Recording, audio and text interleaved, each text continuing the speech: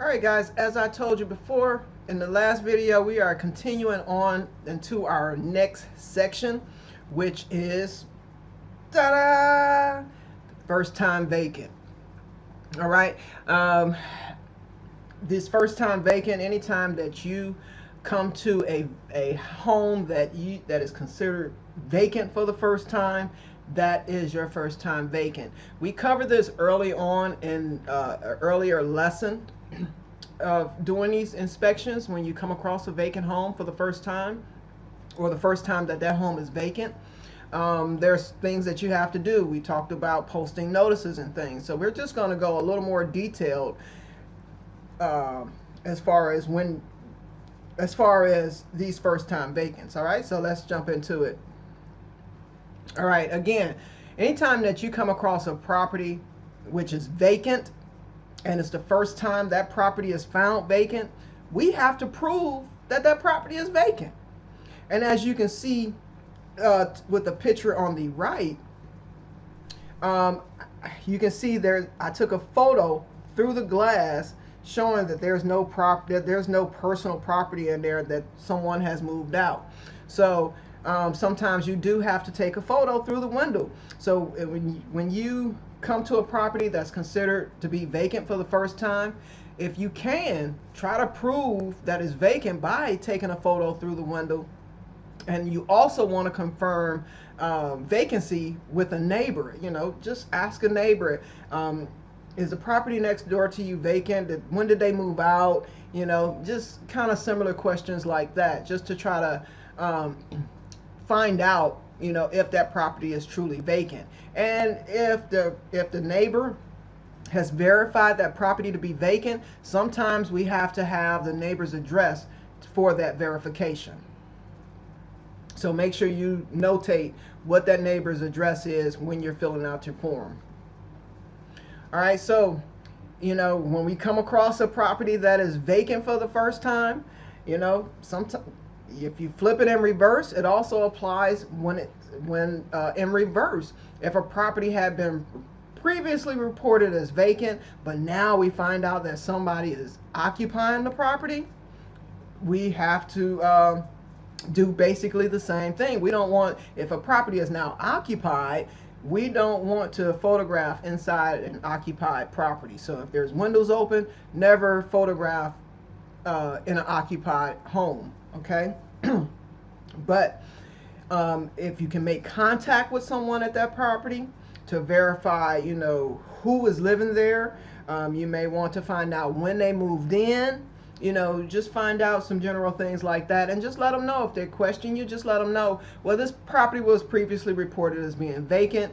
However, now, you know, someone is coming to the door now, so now we have to report to them who's occupying the property. So just be kind with them. You just let them know, you know, what the situation is. Don't go into, you know, details about who the old owners were and things like that. Basically keep it simple.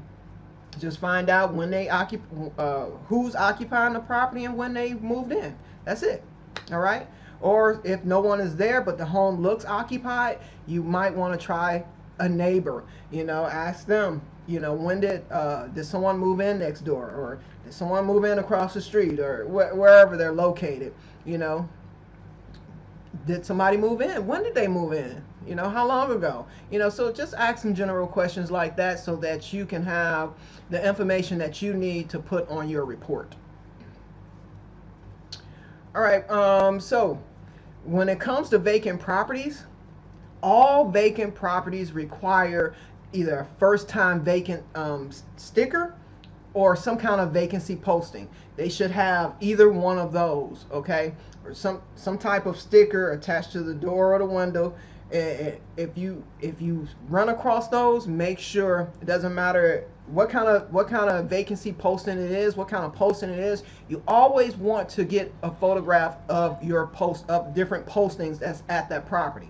Okay, so for all vacant properties, it requires a photo. So you must If it has a first time vacant sticker on there, take a photo of that. If it has different vacancy postings on there, like maybe the home was winterized and things like that, which we'll talk about later on in the next with the interior inspections.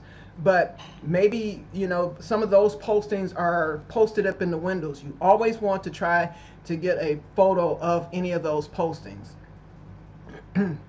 And another thing that you want to note, that if you come across a property that is vacant for the first time, you have to post your vacancy notice.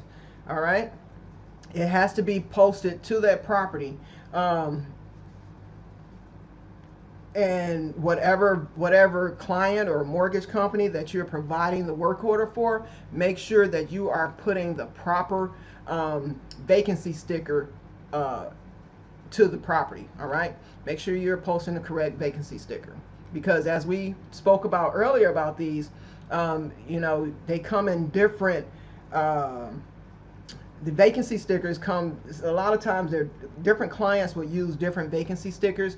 They all basically say the same thing. However, some are worded differently, and also you'll have the form numbers at the bottom to identify which forms to use for the correct mortgage company. All right, here are just a few tips for first-time vacants. All right, if a property has been reported vacant previously, but the vacancy forms are missing, so if it's a first-time vacancy sticker on there but it's missing, we must post another one on there and take a photo of it. All right, so if you come across a property, you know it's been vacant for a while, maybe you did it last month and the vacancy sticker was on there, but then you come back the next month and the vacancy sticker is gone, you must put another vacancy sticker on there and take a photo of it. All right, and the other tip is if the vacancy sticker is the wrong one, because remember, there are different vacancy stickers for different clients. So if the wrong one is posted at the property, our job, we have to remove the wrong one and replace it with the correct one according to our instructions, what mortgage company it is, and things like that. So first of all, you know, if it's missing, we have to post another one. And second of all, if it's the wrong one, we have to replace it with the correct one. Now, every vacant property must have a first-time vacancy form sticker or form posted.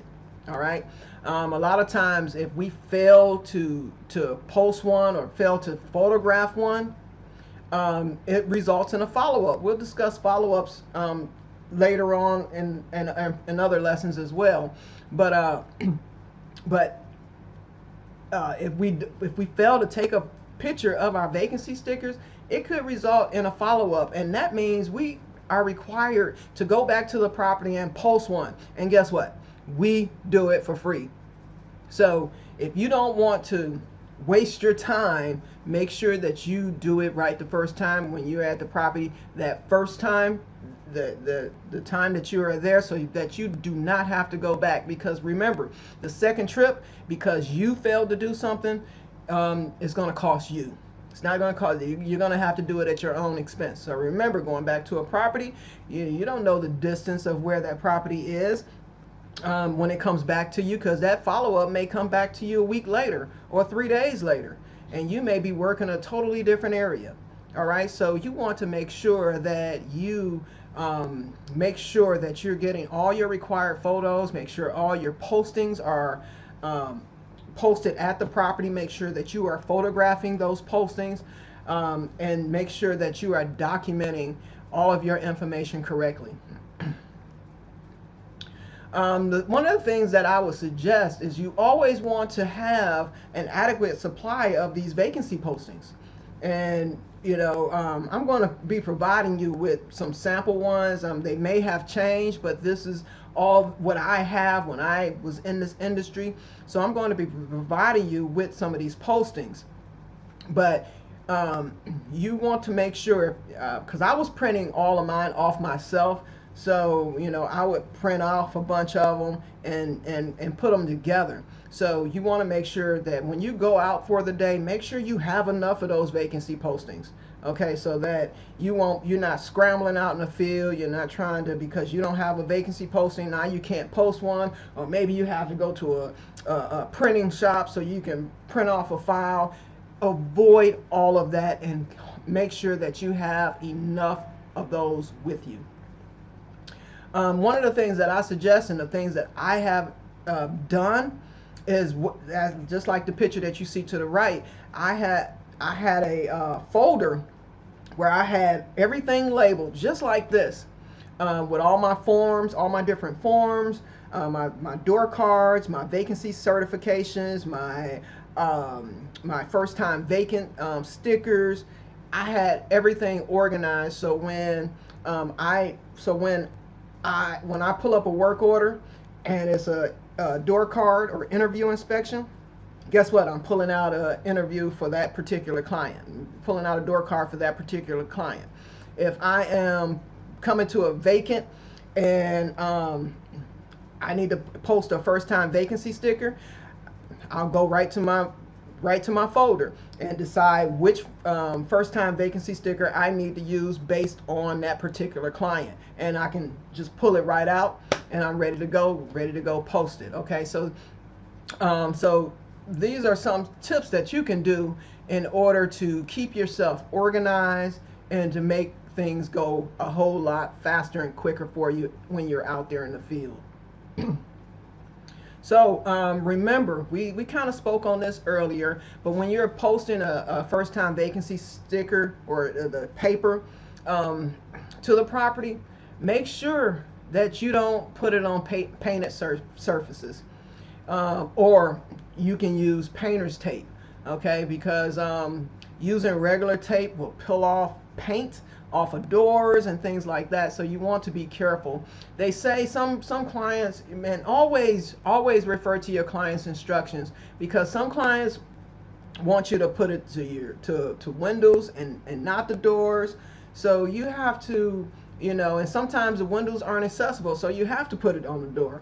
So make sure you're documenting all of these things.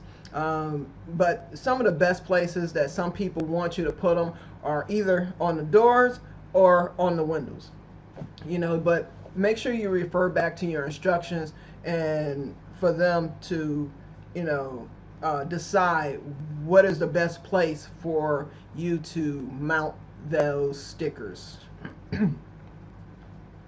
All right, we're going to talk, I kind of breezed through vacancy certifications, okay, but just a moment ago. However, these vacancy certifications, it is required on every vacant property. Okay, so let's talk about vacant certifications real quick. Okay, vacancy certifications, they are not the same as vacancy postings or first time vacancy stickers. Okay, they are not the same. This is just a document that that we simply either print out, or some people some clients have the app where you can actually sign with your finger through the app, you know. But however, this document is never to be posted to the front door. All right, what this document is basically certifying, you are certifying that this particular property is vacant. All right, so one of the things that you want to do, this is a sample vacancy certification form, because what happens is, once if you print out your vacancy certification, say if it's not on the app, so you have to print these out and take them with you. You want to fill out the information. Maybe it has the inspection number. You have your printed name and your signature and the date, and make sure that you are using the correct form. Okay, so this is your basic vacant certification. Basically you are certifying that this property is vacant. And it's just I want to, because this can be kind of confusing with the vacant certifications and the vacancy postings. Okay, this vacancy certification is just a certification that you are the property that you're saying that the property is vacant. And when you fill out one of these, what you want to do, if you're printing them out, what you want to do is just snap a photograph of it filled out and hold on to the paper for your records, but upload the vacancy certification as a photo when you upload your results.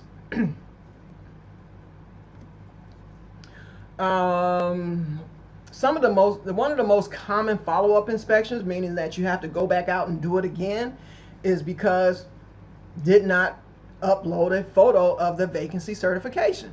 Again, remember I just said you fill it out, snap a photo, and then upload it with your results. So some people forget to do that, and it requires a follow-up inspection, meaning now you got to take time out to find that particular paper, and that was supposed to be in your files because you are supposed to be organized. Find that sheet of paper that was to that correct work order and snap a picture of it and then re-upload your results. All right, vacancy certifications. Why do we have to fill out vacancy certifications? Plainly put, it's law. All right, it's the law.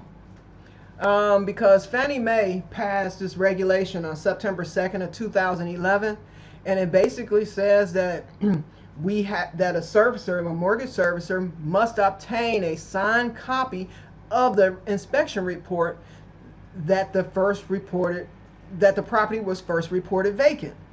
So we have to, that is why we have to sign off on these, okay? And it also says a signed inspection report indicating vacancy is required by the first time a property is inspected and found to be vacant.